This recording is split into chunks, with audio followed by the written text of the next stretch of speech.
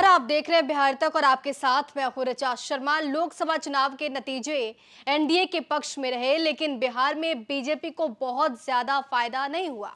शाहबाद इलाके में एनडीए की भी बुरी यहां पर स्थिति रही और अब इसी को पाटने के लिए बीजेपी ने बड़ा दांव चल दिया है। इसी को लेकर केंद्रीय रक्षा मंत्री राजनाथ सिंह 18 जुलाई को पटना आ रहे हैं। दरअसल पटना में बीजेपी के प्रदेश विस्तारित कार्य समिति की बैठक होनी है, जिसमें लोकसभा चुनाव की समीक्षा की जानी है। लेकिन बैठक तो बस बहाना है, असल बात तो यह है कि शाहबाद में हुए नुकसान पर भरपाई कैसे हो, इस पर चर्चा होगी। बिहार में 4 सीटों पर उपचुनाव भी होने वाले हैं। रामगढ़, बेला, तराई और इमामगंज, ये 4 विधानसभा सीटों पर उपचुनाव होने हैं। नंबर गेम जो है वो चेंज होता हुआ नजर भी आ सकता है। आगामी विधानसभा चुनाव 2025 का लिटमस टेस्ट भी इसे माना जा रहा है। इसलिए जिन 4 सीटों पर चुनाव होने वाले हैं उसमें 3 अभी महागठबंधन के पास है। रामगढ़ विधानसभा से आरजेडी के विधायक सुधाकर सिंह हैं, जिन्होंने बसपा से अंबिका सिंह को हराया था। भाजपा के अशोक सिंह तीसरे नंबर पर थे। अब सुधाकर सिंह बक्सर से सांसद बने, इसलिए यहाँ चुनाव होना है। बेला की बात की जाए तो विधानसभा से आरजेडी के सुरेंद्र यादव विधायक थे। जहानाबाद लोकसभा से सांसद बनने के बाद यहां पर उपचुनाव होना है। तब बेला से अभय कुमार जेडीयू के उम्मीदवार थे, जिन्हें 23,963 मतों से हार झेलनी पड़ी थी।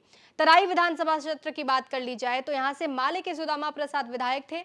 इन्होंने निर्दलीय उम्मीदवार नरेंद्र पांडे को परास्त किया था। बीजेपी उम्मीदवार कौशल विद्यार्थी तीसरे नंबर पर रहे थे।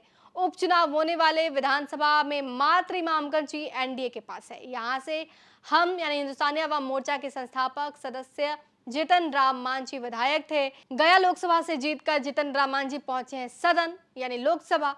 अब ऐसे में ये जो सीट है वो खाली है और यहाँ पर भी अब उपचुनाव हो रहे हैं। चुनाव के दौरान बीजेपी ने राजपूत की नाराजगी झेली थी। उस पर बिहार से लेकर केंद्र सरकार में राजपूत मंत्री का नहीं बनना भी आक्रोश का कारण बना रहा। फिलहाल बीजेपी के वरीय नेता राजनाथ सिंह का बिहार यात्रा डैमेज कंट्रोल के तहत ही देखा जा रहा है।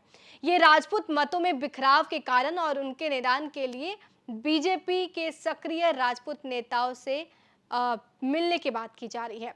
हालांकि माना यह जा रहा है कि इन 4 सीटों पर अपनी जीत सुनिश्चित करने के लिए बीजेपी ने बैटिंग करनी अभिशेष शुरू कर दी है। अब देखना होगा कि राजनाथ सिंह का जो बिहार दौरा है वो राजपूतों पर अपनी छाप छोड़ पाता है या नहीं।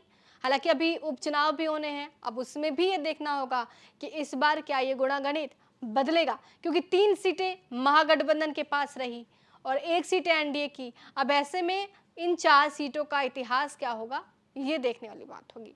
बने रहिए हमारे साथ और देखते रहिए बिहार तक।